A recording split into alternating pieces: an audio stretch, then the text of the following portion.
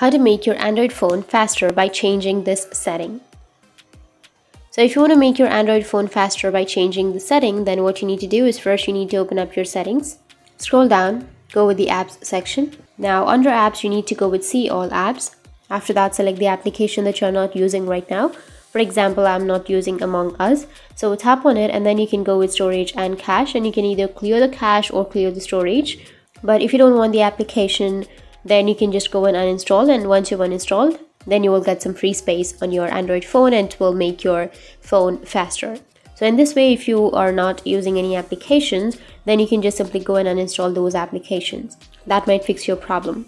Or the other thing you can do is just simply go with the application that you use the most and go with permissions.